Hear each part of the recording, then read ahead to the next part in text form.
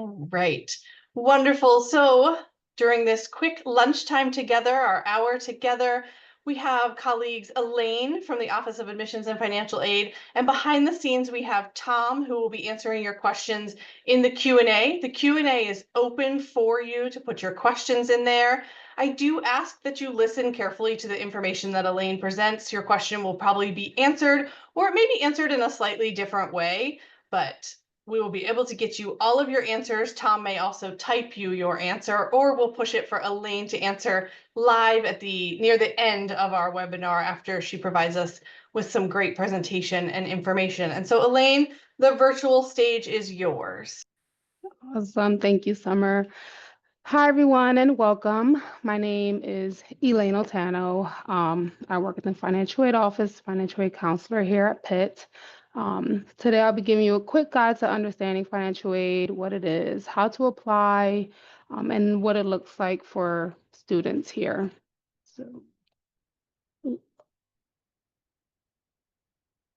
So what is financial aid? Financial aid is money to help you pay for college. So funds, it's scholarships, grants, student employment loans. The source of financial aid includes federal government, state agency, anything institutional, and other resources such as civic groups and other organizations.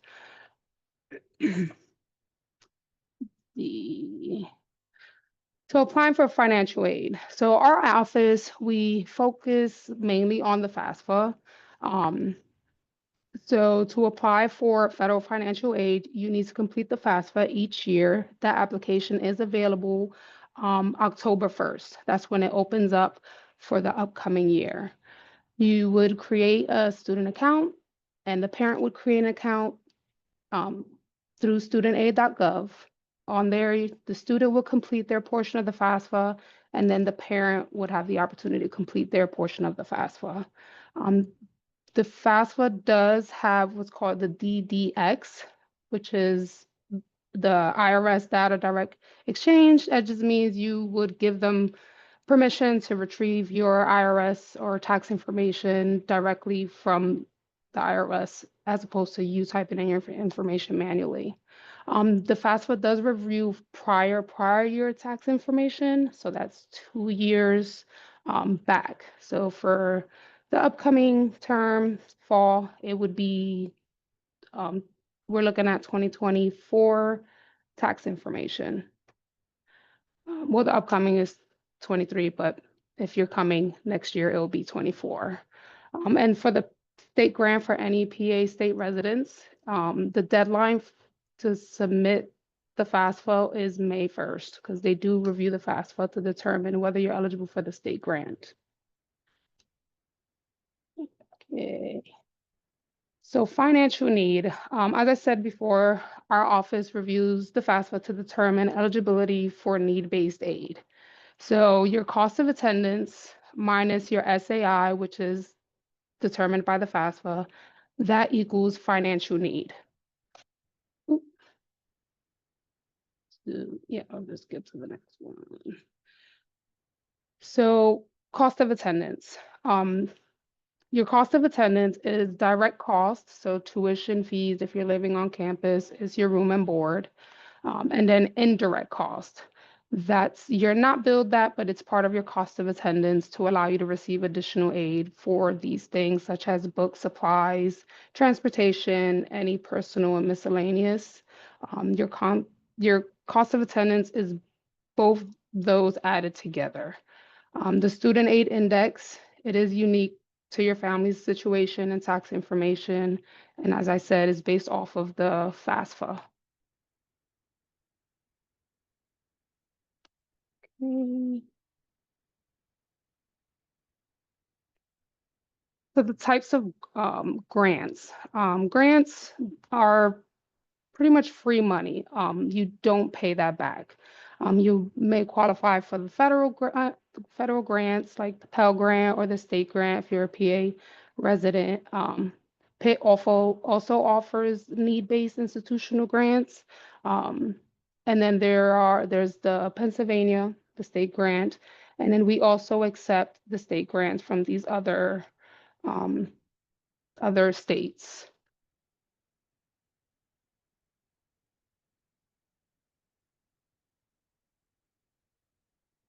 From there are several different types of loans. So loans are money you borrow and pay back, and they do accrue interest. So the federal direct student loans, the subsidized and unsubsidized, those are automatically offered depending which one you qualify for, because the subsidized is need-based. They're automatically offered with the FAFSA application. The subsidized does not accrue interest while you're enrolled in school. It won't start until after graduation. The unsubsidized does accrue interest while you're enrolled.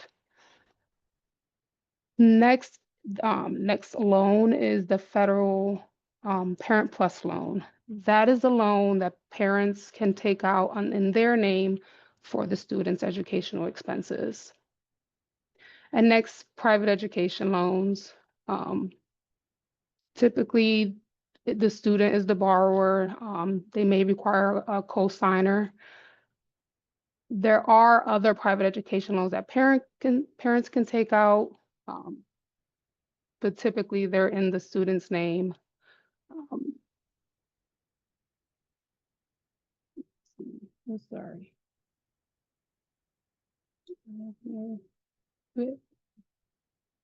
All right, student employment and federal work study. So work study lets you earn money through part-time jobs, often on campus. It is also based off the FAFSA, and the Federal Work Study Award is need-based. The money earned from federal work study does not go towards your balance. Instead, you would receive that money directly, and then you can use that for educational expenses. So it would not subtract from your tuition fees, or if you're living on campus, housing and meals. Students may work no more than 20 hours a week and must be enrolled full-time to receive the Federal Work Study Award. If you don't qualify for the Work Study Award, there is still student employment. So it's non-need based opportunities that you can look via our talent center and see if there's any jobs available that you can utilize that does not require you to be eligible for federal work study. Both, you would use the talent center to apply for open positions, apply early. Students typically have one job. Most jobs are minimum wage.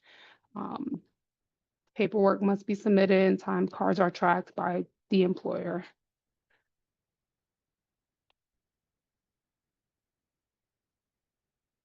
Special circumstance. So the Office of Financial Aid, we do permit the review of students' FAFSA for outdated information.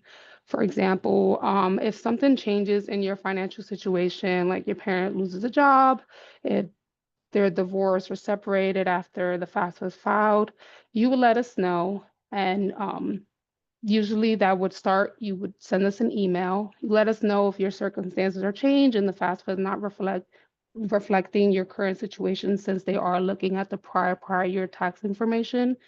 Um, at that point, we would request documents of your specific circumstance, and then our office or a counselor would review your information and see if you may qualify for additional aid. It is case by case, so you would have to reach out to us. There is no way to indicate on the FAFSA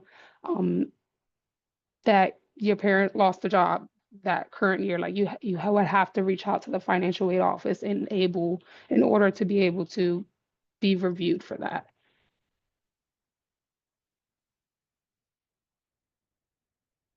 Helpful advice and reminders. Your financial aid offer will be emailed to you along with any updates. So once you have a Pitt email address or whatever email address on file, that's how you receive your information.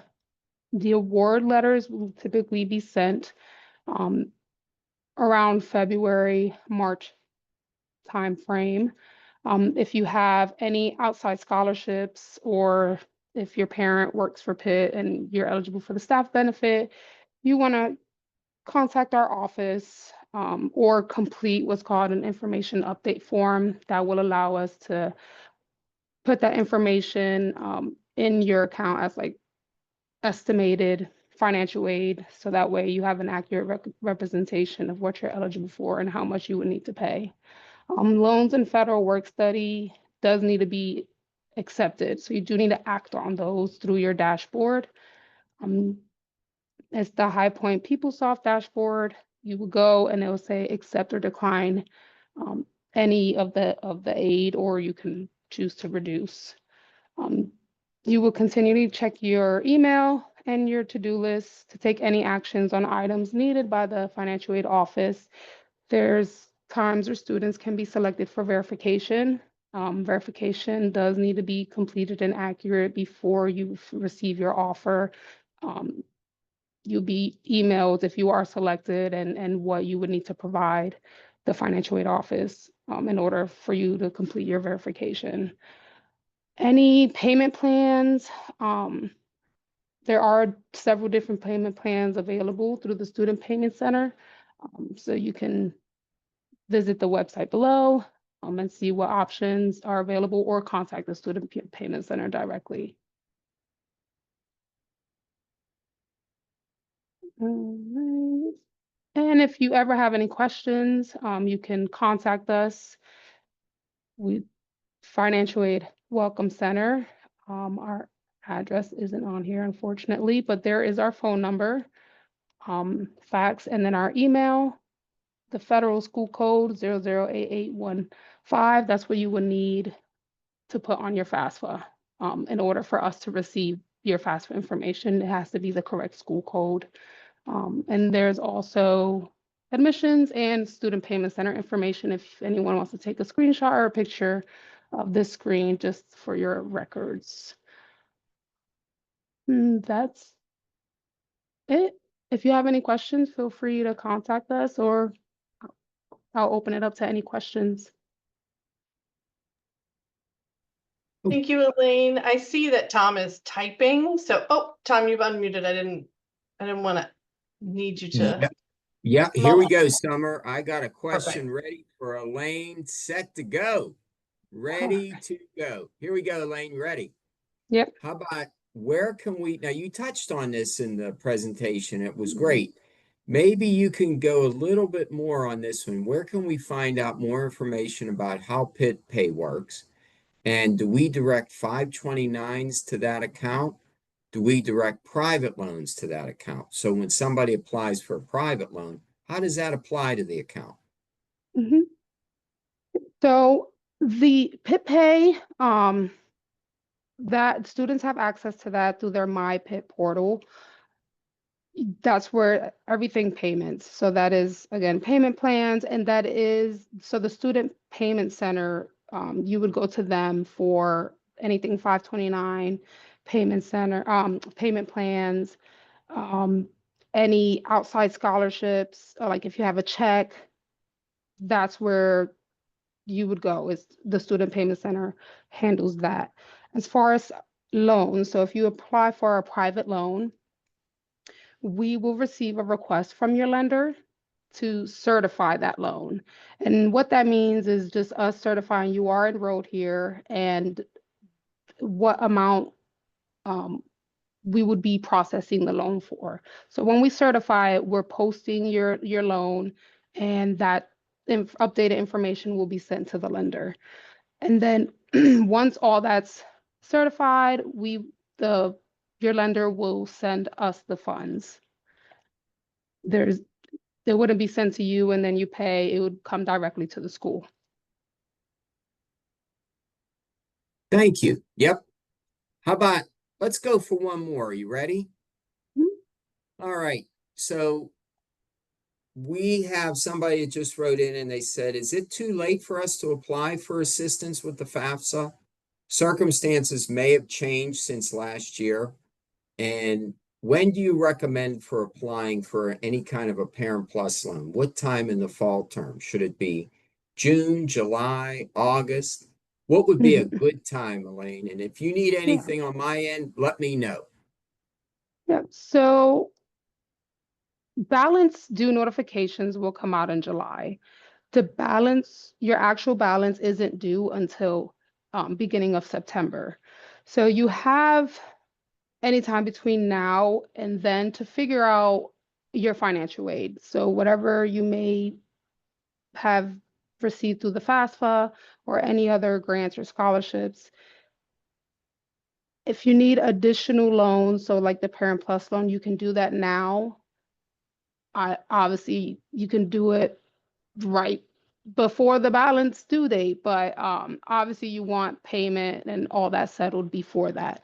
If you don't pay all the due date or if you still have a balance, it can accrue like late fees and things like that.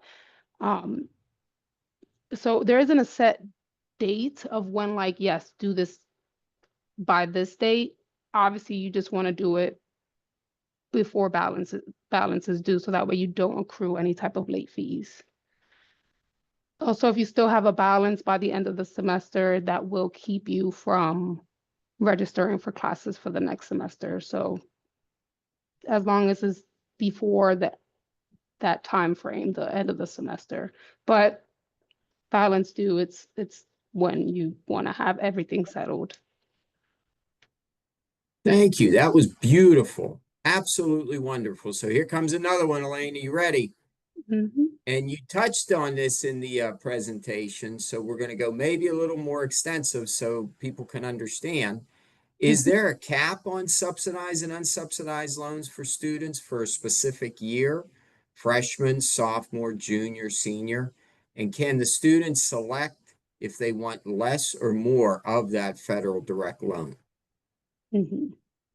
So there is a yearly, it's called a yearly aggregate. So as an incoming freshman, you're allowed up to 3,500 in the subsidized if you're eligible because it is need-based, and then there will be 2,000 in the unsubsidized. So for the year as a freshman, it would be 5,500 total in the federal direct subsidized and unsubsidized loan. There is an option whenever you're accepting or declining for if you would like to reduce. You can accept one and not the other. It's completely up to you. But the that aggregate that's the limit. You can't you you wouldn't be eligible or you won't be able to request more in a direct loans. There are circumstances where you can receive an additional unsubsidized loan. For example, if your parent applied for a Parent Plus loan and is declined, then that will make the student eligible for an additional amount in the unsubsidized loan. But we would have to have that Parent Plus declined application on file in order for the student to be eligible. Other than that, that is the limit. As a freshman, is total 5,500. It does go up by 1,000 when you're a sophomore, so it'll be 6,500 as a sophomore. When you're a junior or senior, it's 7,500 for both. So the maximum you could receive, senior is 5,500 subsidized, and then the 2,000 unsubsidized. If you're an independent student, it does change, but um, this is specific to like dependent students. That is the maximum. Anything more would come from either a Parent Plus loan or a private education loan. Thank you. Beautiful. Okay, here comes another one. We're firing these off like Gatling Mhm. guns. Are jobs under federal work study only on campus? It's it would be what's in our talent center. So the most of them, yes, are on campus. Right. Some of them can vary. You might work in a Mm. hospital or you might have something of that Right, nature, depending on Elaine, whatever their major is. If they're nursing or something in right. the health field, they may Yeah, have an interest in that, but you're yeah. correct. Most are Typically going to on be through campus. Talent Mhm. Center. Yep, through Yeah. Talent Center on campus. Let's see. Here's one we really didn't touch on too much, and this would be a good website to give to everybody. When can students find Pitt-specific scholarships, and when are they typically open for applications? So the website you can give them, Elaine, go with it. That's great. So if you're referring to anything merit, so merit scholarships is separate. That is through admissions, and that is with your admissions application. We do have our scholarship database called Pitt Funds Me. You would go through your My Pitt portal, type in Pitt Funds Me. It'll take you to our scholarship database. On there, you would answer a series of questions. And based off of your answers, you can be matched with outside scholarships and institutional endowments as well. So that is our like vetted, trusted scholarships that we know even from like outside programs that we know and trust. And if you're matched, you can apply for those scholarships, but you do have to be matched. It's not guaranteed. You can answer all those questions and not be matched with any. You can answer all those questions and be matched with 10. It just depends on your answers. But that is something that you have access throughout your whole career at Pitt. So all 4 years, you want to check every year because we're always adding new scholarships.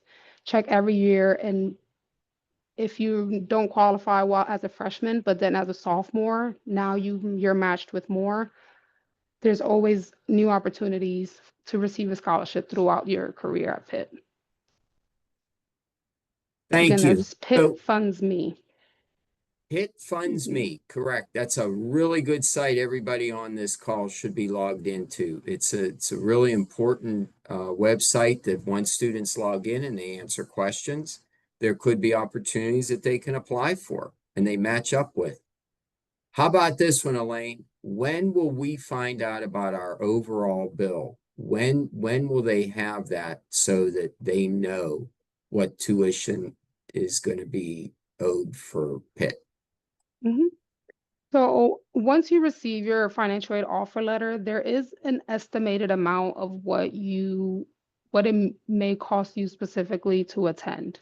So it does show each amount for fall, spring, and then that yearly amount. However, you're billed per semester. So each semester you balance due notifications, for example, and for the fall balance due notification, it will be available at the end of July. But that balance is only for the fall. In the spring, it would be around November where you would know what your balance is for the spring. But to get that overall number, you probably have to just reference your financial award offer letter to get an estimate and give you an idea. On there, it would have your cost of attendance, your grants, scholarships, and gift aid. It'll show any loans you applied for. And then at the bottom, it'll show that final number. And that's how you would know or give you an idea of what the yearly amount is. And when I say that the year, which is the academic year, it's fall, spring, it does not include summer. Okie doke. This is another one I think that we can certainly answer. How do we connect the 529 account to the student's Pitt account? When again would be the deadline for payment if the student starts in the fall? I believe there is an area on Pitt Pay where you can select 529. But for that specifically, I would direct you to the Student Payment Center. They would be able to guide you as far as specific to the 529 and the payments coming through there. And then the due date is the same for everyone. So first week of September is when the due date is.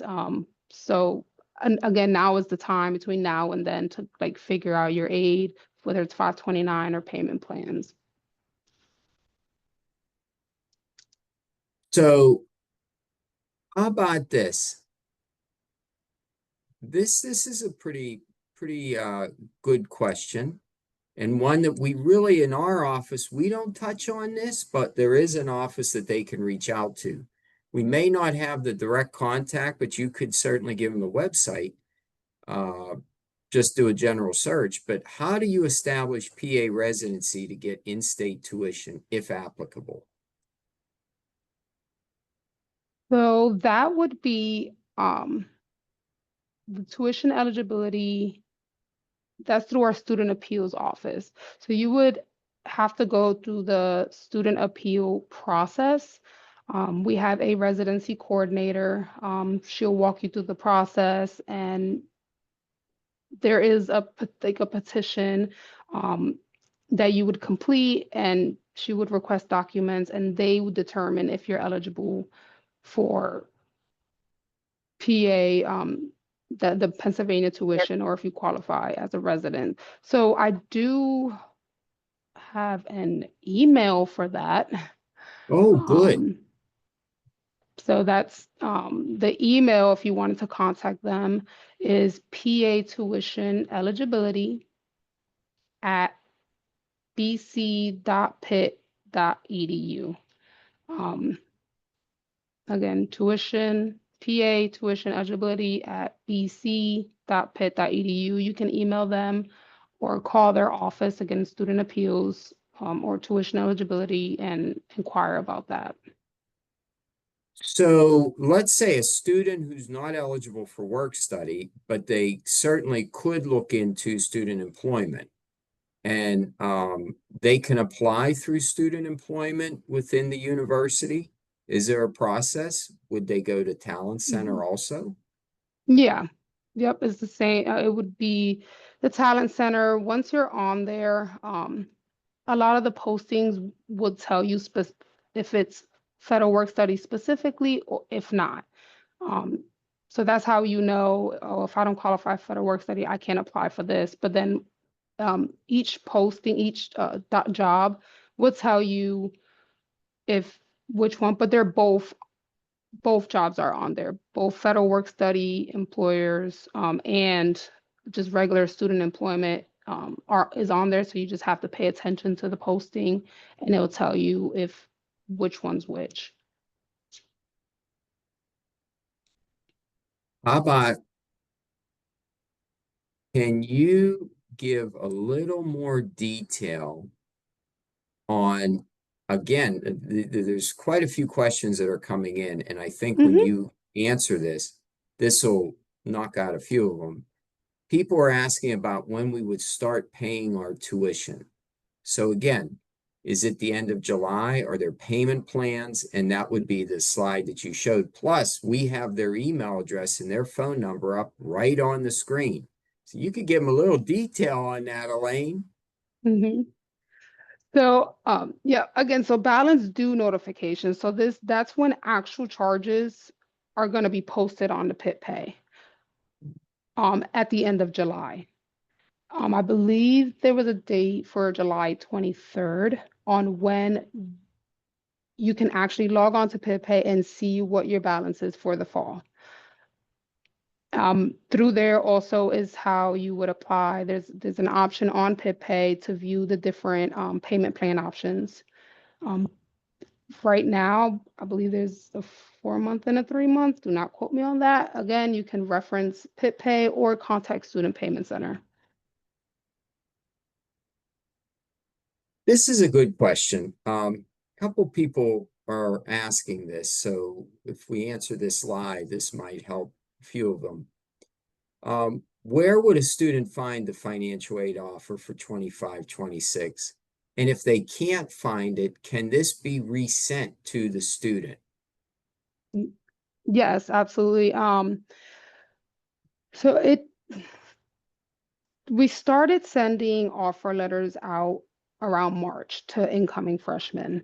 So around the beginning of March is when they started going out, depending if we had your FAFSA. We do need if you don't have a FAFSA on file, because it's not mandatory, but if you don't have one, then offer letter wouldn't be sent. But if you did everything and if we had it, we started sending those out around March 3rd. So you would If you weren't committed, it would be the email on file. So whichever email you put on your application or on your, account, that would be where your offer letter was sent to. If you were a committed student by then, you would have a Pitt email. It would be sent to your Pitt email. Um, but if you can't access it, if you're like, I don't remember, I don't know, you can always email us at this finaid@pitt.edu and request for us to resend your offer letter. We can certainly do that.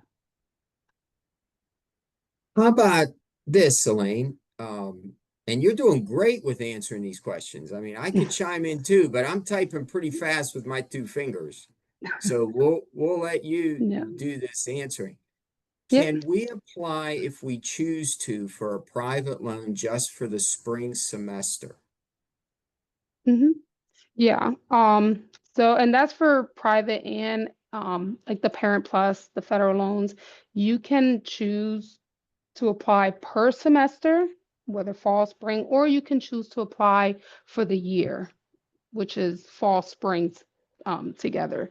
So if you apply for the year, if you apply for a specific amount, it will split. But if you just want to do, no, I know I'm good for the fall, I just want to do spring, you can certainly do that as long as whichever lender you choose to go with, that application is available. Um, but yes, you can apply per semester. You do not have to apply for the year. Um, when a person pulls up their bill, are the housing and meal plans included in the amount that's listed there, or Mhm. are they billed separately? Is there another bill that comes out? If you're staying on campus, then housing and meals will be part of your balance. It will be listed under your charges on your PIT pay.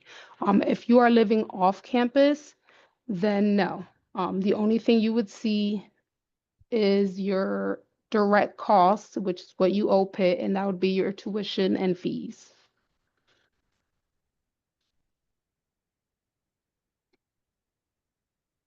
So this is a pretty good question. Do the 20-hour work limit also apply for off-campus jobs on just like an on-campus, if it's a work study job?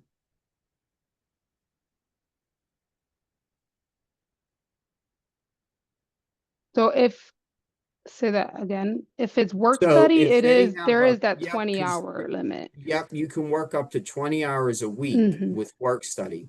So if they have But an off-campus job or on campus, it's still 20 hours. There's yeah, no if you difference. correct. Yeah, if you're receiving federal work study, 20 hours is the maximum. That's not the case if it's just regular student employment, from what I understand. Mhm. Yep. Does the freshman student have access to Talent Center? Yep.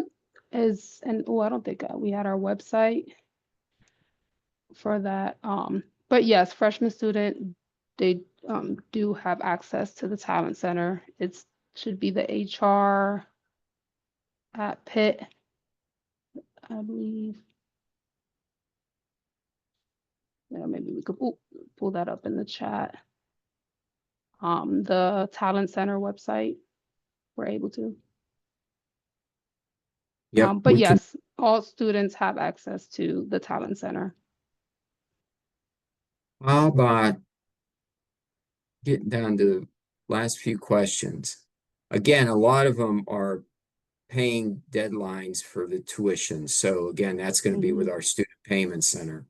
Hmm. Certainly you can access the information through payments at pitt.edu, or you could always give them a call at 412-624-7520, and they will certainly be able to help you with any kind of payment plan, payment questions, Yeah. payment deadlines, but their website also has that too. Yeah, I was gonna say, I know their website has the specific deadlines and when balance due notifications will be out and when balance is actually due. So there's the end of March is the notifications, beginning of September is when it's actually due. But all that information is on their website. So Are there scholarships or grants that are specific for room and board only through Pitt Funds Me? My estimation on that, no, not specifically for that. They're in general. So when you apply with Pitt Funds Me, there would be opportunities that would be sent to you that you can apply for that once tuition and fees are paid. If there's no specific criteria for that scholarship that the student was offered, it could be used for that living, or it would be if you don't have a living expense for whatever reason, it could be just refunded to the student. If you want to add anything to that, Elaine, please do. Nope, you got it. Yeah, it does vary on Pitt Funds Me just because there's so many different scholarships and outside scholarships. But if there's anything specific, it would be listed under the scholarship description itself once you are matched. Um, so yeah, it would just depend on that program specifically. So if a student has extra money that, let's say they got a loan, either a private loan, a Parent Plus loan, or uh, they see that as a negative balance on their account, does it just stay in the account and roll over? Or does that get refunded to the student once Mhm, tuition fees and everything on the bill is settled? mhm.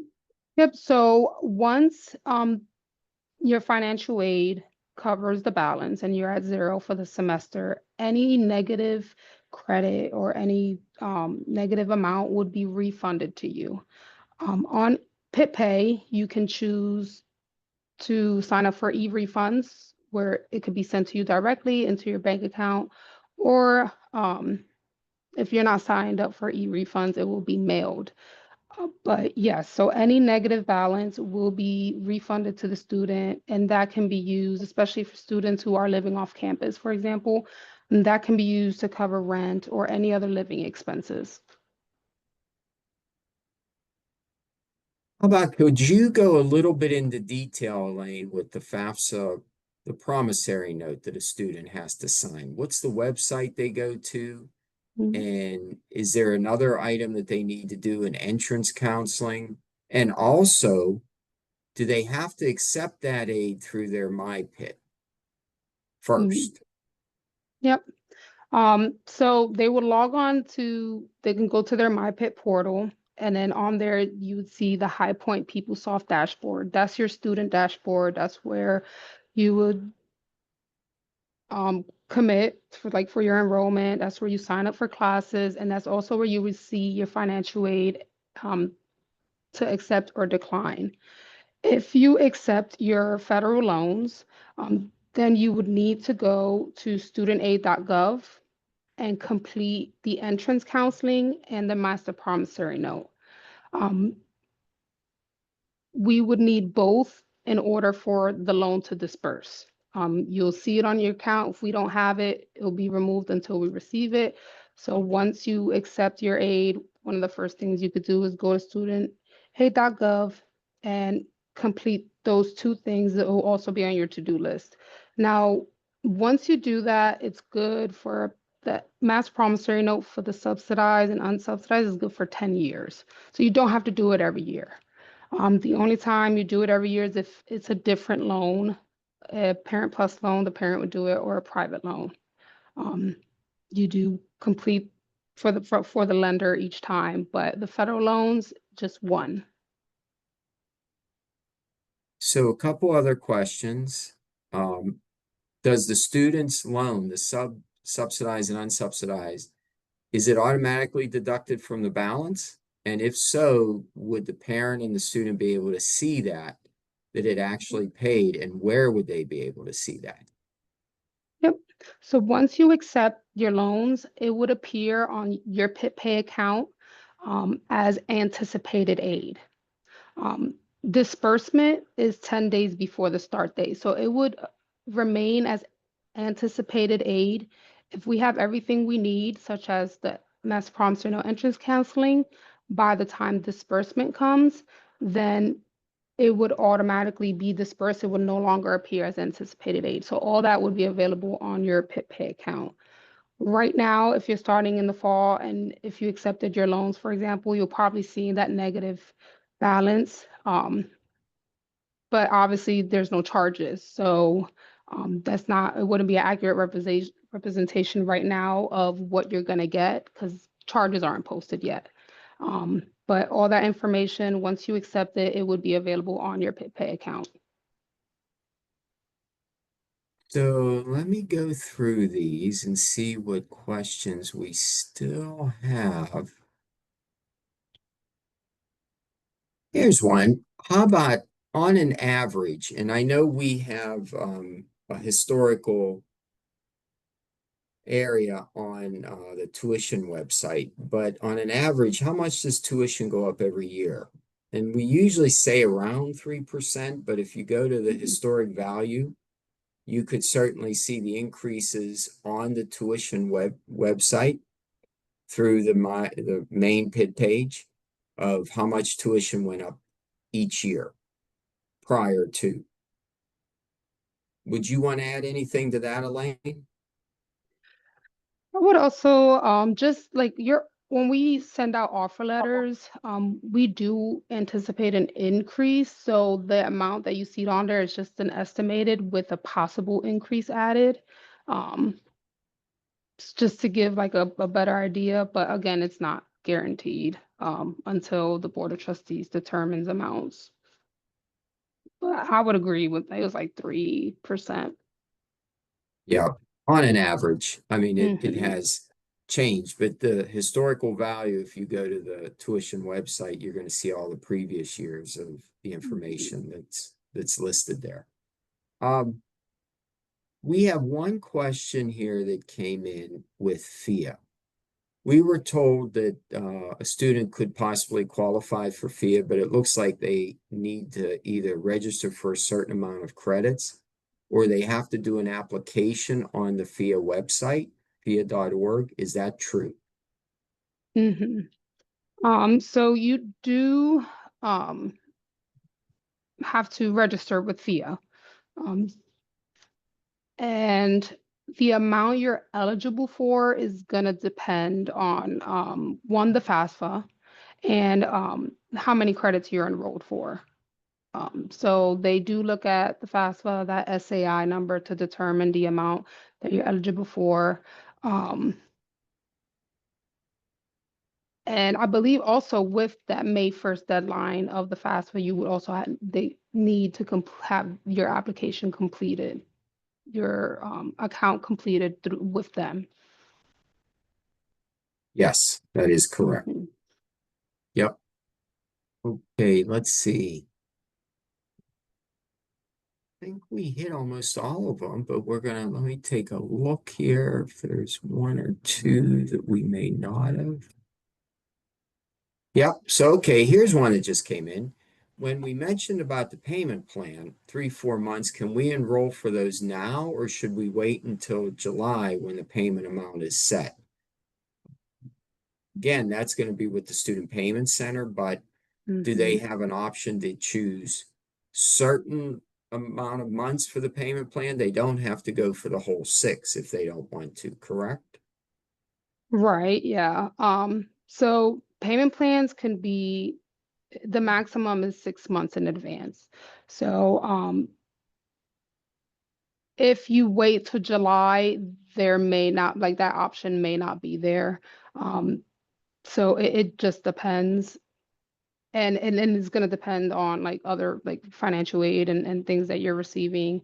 Um, but the option, the later you wait, the option for how many months, because the payment plan is gonna be set for you to be paid off at the due date. So obviously if you wait, you're only gonna could probably sign up for maybe like a 2 month one. So it does lessen the longer you wait, how like the months you can apply for. Yep. How about when should current students, so if a current student also wanted to file the FAFSA form, just like an incoming freshman, can a current student also fill it out by starting in October 1st, or is there a different date? Nope. Um, if October 1st is the same for incoming and continuing students. Even if you haven't filed one or didn't file one, you can still do that for the upcoming year. How about if a parent applied for a Parent Plus loan and they get a notification through studentaid.gov that they were approved? About how long could it take Pitt to certify that loan, and when would they start the process? Mhm. That's going to depend on the amount that you request. So there's an option for you to select a specific amount, or there's an option for you to let the school choose the amount. So if the school chooses, we're going to award up to the full cost of attendance. Um, if you requested for the maximum, so up full cost of attendance, we will not process those until after actual charges are posted to students' account. Because charges does vary, depends on classes, how many classes. So we would wait until actual charges are posted, and then we would start processing those loans. If you request a specific amount and it's under the cost of attendance, then it may be processed before that, but typically we would wait until actual charges are posted. So for a student, Elaine, this is a pretty good question. I like this one Mhm. myself, to be honest with you. So is there a benefit of having a federal work study compared to just normal working and student employment, or vice versa? Is student employment even a better advantage for a student? Is there a rule of thumb, how even you think, is there better options with the federal work study as opposed to student employment? As far as the options can vary. So it does depend on like what's available. Um, Student, obviously, as we mentioned before, student employment, there isn't like a limit to how many hours you can work. There isn't, it's, you're not tied to need base or you're not tied to the FAFSA.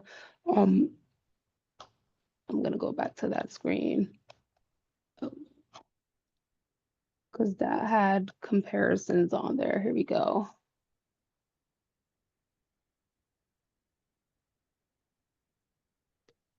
Um, yeah, you're not tied to a specific employer who doesn't participate. So each they each have their own benefit depending on like what your goals are. If you're okay with the no more than 20, um, the federal work study, it is a specific amount as well, because we offer for the year 3,000 if eligible. Yes. Yeah, sorry, I thought you was frozen. Yes. Yep. Hmm. So there's really no I true was gonna say, benefit beyond a work study job as opposed to student employment unless the type of job the person has right. and the area of study. Sometimes that area of study, the only um, ones that may be offered could be through the federal work study or vice versa. There's a Hmm. lot of opportunity in student employment for the health professions, nursing, public health, and so on. But there also is very good opportunities through work study that you may be able to gain an out of classroom experience that you're gaining more like an educational option, that if you're going to a place that you want to study and you can work in that area, you gain a benefit right there by Hmm. using the work study program. And also student employment would offer that possibility too. Yeah. So yeah, it just depends. Yeah, it does. It Sucks really to does. say, but And isn't it good too to, even once you, let's say if you don't have work study, you look at student employment and you see the job posting, you could reach out to that individual and see what the job's about.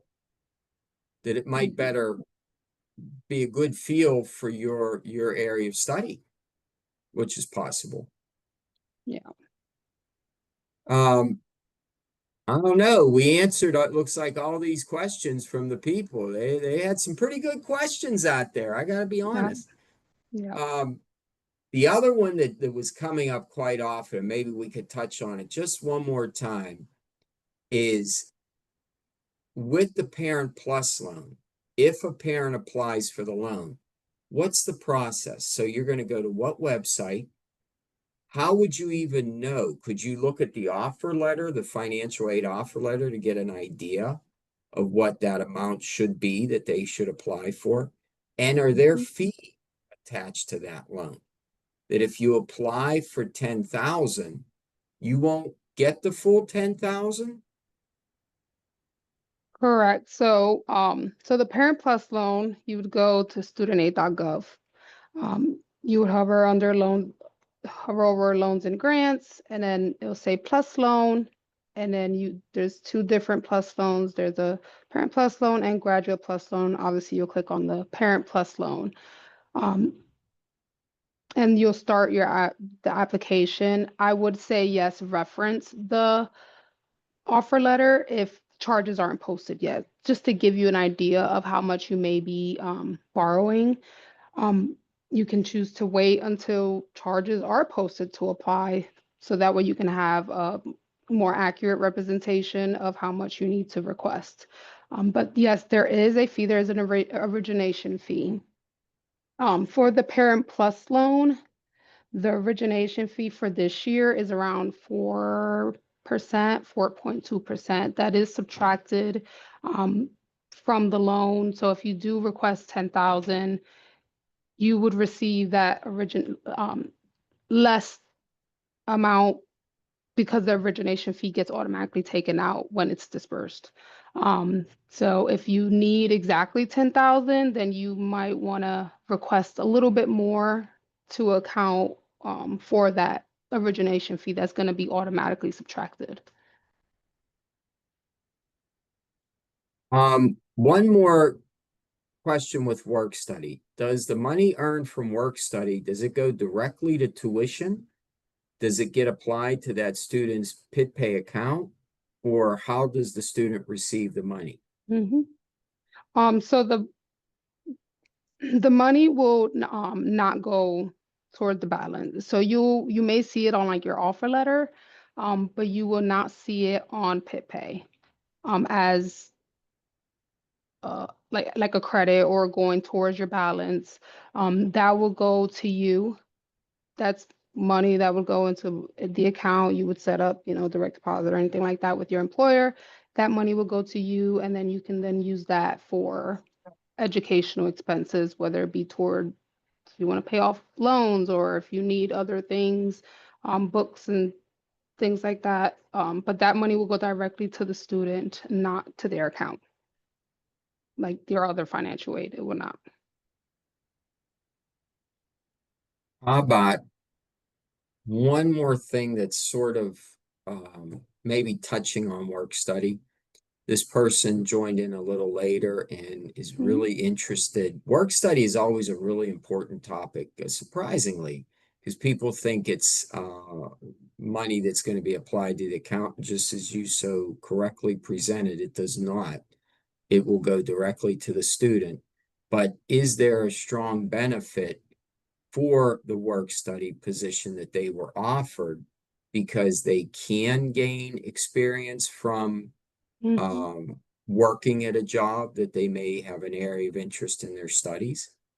Do you Yeah. have an opinion on that too, Elaine? And they were asking if what our thoughts are on that. hmm Again, it depends on what's available. Because if you go to Talent Center and you don't see anything that um, has anything to do with your major to gain that experience, but if you do, then that's great. But it's going to depend on if there's availability and if that employer accepts the federal work study. Um, that's the goal, I would say, to find an employer that would give you that experience that matches your major and what you need, but it's just going to depend on what's available. It's really hard to say. Yeah, it's you can't really have a determination either way until you Hmm. research what's out there. I think we could have time for maybe a few more questions.